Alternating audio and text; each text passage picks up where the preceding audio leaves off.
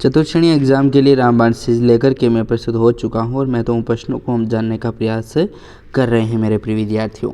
चलिए प्रश्नों की ओर बढ़ते हैं और जानते हैं किस प्रकार के एग्ज़ाम में जो है वो प्रश्न आपसे पूछे जाते हैं। 360 पेज की पूरी PDF होने वाली है। डाउनलोड करना चाहते हैं तो लिंक आपको डिस्क्रिप्शन में भी दिया गया है।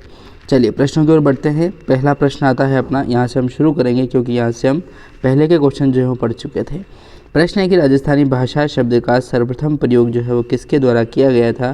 तो जॉर्ज अब्राहम ग्रियर्सन जो थे दोस्तों, उन्हीं के द्वारा राजस्थानी भाषा शब्द का प्रयोग जो है वो सर्वप्रथम अर्थात सबसे पहले किया गया था। ठीक है, तो जिनका नाम आता है जॉर्ज अब्राहम ग्रियर्सन।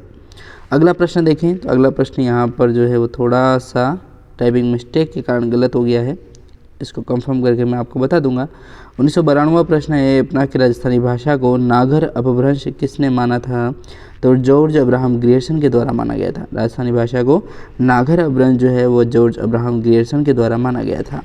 अगला प्रश्न देखें 1993 नंबर का आता है कि राजस्थानी भाषा से गुर्जरी अपभ्रंश उत्पत्ति किसने कहा है। तो KM मुंशी के द्वारा यह कहा गया था। राजस्थानी भाषा से गुर्जरी अपभ्रंश की उत्पत्ति है, यह KM मुंशी के द्वारा कहा गया। 1954 नंबर का प्रश्न है कि मोतीलाल मेनारिया ने राजस्थानी भाषा की उत्पत्ति कहाँ से मानी है। तो गुर्जरी अपभ्रंश से मानी है। मोतीलाल मेनारिया ने जो है वो राजस्थानी भाषा की उत्पत्ति जो है वो गुर्जरी अपभ्रंश से मानी गई है। 1995 नंबर का प्रश्न है अपना, प्रश्न कह रहा है कि राजस्थानी भाषा से शोरसेनी अपभ्रंश उत्पत्ति मानी गई है। तो डॉक्टर LP तेस्सीतोरी के द्वारा। तेस्सीतोरी भी मिलता है और टेस्सीतोरी भी मिलता है, नाम है ना, कंफ्यूज नहीं होना है। तो राजस्थानी भाषा से शोरसेनी अपभ्रंश जो उत्पत्ति है वह डॉक्टर LP तेस्सीतोरी ने माना है। अगला प्रश्न यदि देखें तो कुवलयमाला के बारे में प्रश्न पूछा गया है। देखिए प्रश्न क्या कह रहा है, थोड़ा सा टाइपिंग मिस्टेक हो गया है, थोड़ा सा मैं इसकी रेंज जो है वो कम कर देता हूँ दोस्तों। हाँ, 1996 नंबर का प्रश्न है अपना कि कुवलयमाला जो ग्रंथ है दोस्तों उसके लेखक कौन थे। तो उद्योतन सूरी का नाम आता है। कुवलयमाला के जो लेखक के रूप में जाने जाते हैं इनका नाम आता है दोस्तों उद्योतन सूरी। अगला प्रश्न 1997 नंबर का कि राजस्थानी साहित्य में मारवाड़ी किस शैली की है। तो डिंगल शैली की एक प्रकार की शैली मानी जाती है मारवाड़ी। 1998 नंबर का प्रश्न है कि चारण कवियों की राजस्थानी साहित्य शैली कौन सी है। तो डिंगल मानी जाती है। डिंगल और पिंगल अलग अलग है।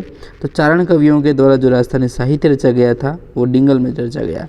1999 का प्रश्न है कि किस साहित्य शैली की उत्पत्ति गुर्जरी अपभ्रंश से मानी गई है। तो डिंगल नाम आता है।